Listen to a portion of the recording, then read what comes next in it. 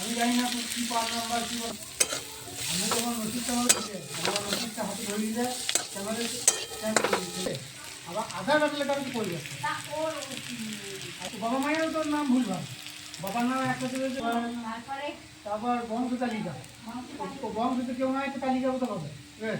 সে হইল না ঠিক আছে তার ভাই ছিল না বলতে পারি